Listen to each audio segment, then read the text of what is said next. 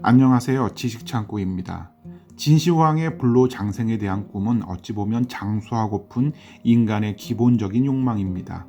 어느 누구도 선뜻 죽음을 받아들이기는 힘든 일이지만 자연의 모든 생물들이 그러하듯 태어나고 죽는 것은 생명체라면 당연히 갖는 운명의 굴레입니다. 아마 인류가 과학을 진보시키면서 가장 큰 노력을 기울인 것이 생명 연장을 위한 실현이 아니었을까요? 이러한 생명 연장에 대한 노력은 실제로 의료 기술을 발전시켰으며 이렇게 발전된 의료 기술로 중세나 근대보다 현대인의 평균 수명이 높아진 것은 사실입니다. 하지만 인류는 여기에 멈추지 않고 생명 연장을 위한 노력을 끊임없이 이어져 결국에는 노화의 원인을 밝히는 데 성공합니다. 노화란 시간이 흐름에 따라 생물의 신체 기능이 퇴화하는 현상을 말합니다. 이를 다르게 표현하면 세포가 분열할 수 있는 능력을 잃어버리는 것을 의미합니다. 이러하기에 인간은 노화 현상을 통해 더 이상 세포 분열을 하지 않으므로 자연적으로 복구되어야 할 세포를 만들어내지 못하기에 죽음에 이르는 것입니다. 하지만 우리가 사는 자연에는 끊임없이 세포를 분열하여 노화를 겪지 않는 불멸의 존재가 있는데 그건 바로 해양생물인 히드라입니다. 과학자들은 히드라가 끊임없이 세포를 분열하는 재생 능력에서 생명 연장의 힌트를 발견하였습니다. 만약 인간이 히드라와 같이 끊임없이 세포 분열을 할 수 있다면 영원히 젊음을 유지하고 더 이상 노화를 겪지 않을 것이라는 가설이 세워집니다. 인간의 염색체에는 말단 소립, 영어로는 테로미어라 불리는 개체가 존재합니다.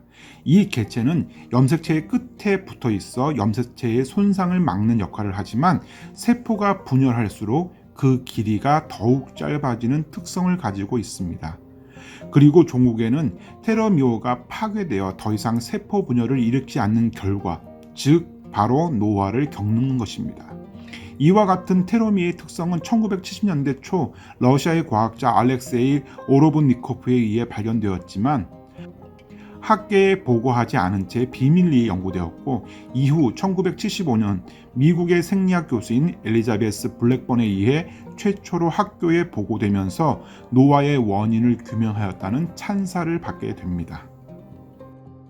이러한 텔로미어의 발견에 따라 과학자들은 생명 연장의 실현에 대한 연구에 박차를 가하게 됩니다.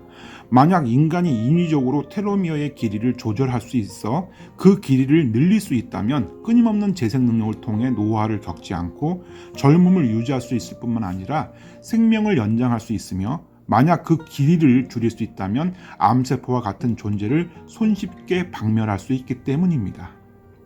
하지만 문제는 어떻게 텔로미어의 길이를 조절하는 데 있습니다.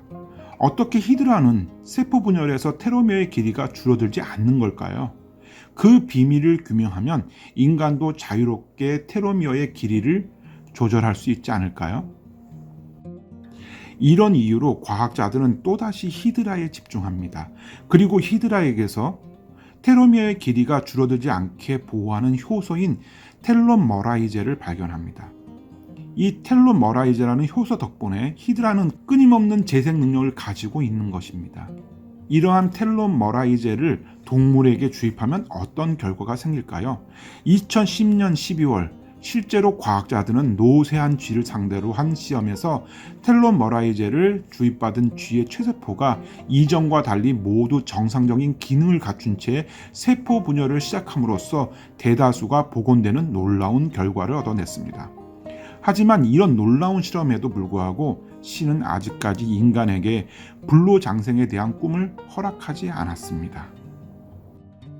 앞서 말한 쥐 실험이 텔로미어의 길이를 늘려 생명을 연장하는 목적이라면 반대로 암세포에 관한 텔로미어의 연구는 텔로미어의 길이를 줄여 암세포를 박멸하는 치료의 목적입니다. 과학자들은 암세포의 무한 증식에 주목하였습니다. 텔로미어의 연구에 따르면 암세포 또한 무한 증식을 하기 위해서는 세포 분열로 손상된 염색체를 보호하기 위해 텔로머라이제의 활성이 필요로 합니다. 하지만 암세포의 경우에서 텔로머라이제의 활성 없이도 스스로를 복구하는 현상이 발견됩니다. 이것을 과학계에서는 알트 기전이라 부릅니다. 무한 증식으로 텔로미어에 손상된 암세포는 알트 신호를 지속적으로 내보내고 이 신호에 따라 자기 복구의 실패와 성공을 반복하면서 복구되고 있는 것입니다. 이로써 세포 분열의 무한 재생을 위해서는 알트와 텔로머라이제의 상관관계를 알아야 한다는 전제가 뒤따르며 이러한 상관관계에 대한 이해 없이 텔로머라이제의 투입은 세포의 암세포로의 전이를 촉발한다는 연구 결과가 발표되었고 2015년 서울대 연구팀에 의해 꼬마 선충의 경우 텔로머라이제와 알트가 공존하여 세포 분열에 관여한다는 것을 세계 최초로 발견하였습니다. 과학자들은 현재 생명 연장의 꿈이 마지막 단계에 와 있다고 여기고 있습니다. 만약 인류가 텔로머라이제와 알트와의 상관관계를 이해하게 된다면 인류는 더 이상 노화하지 않고 젊음을 유지하는 삶을 살 수 있을 것이라 전망하고 있습니다. 이런 의미에서 지금도 세계 각처에서 많은 실험이 실행되고 있으며 최근에는 노화의 38%까지 억제하였다는 연구 발표가 줄을 잇고 있습니다. 아마 우리들은 멀지 않는 미래에 죽지 않는 삶에 대해 고민할 때가 오지 않을까요?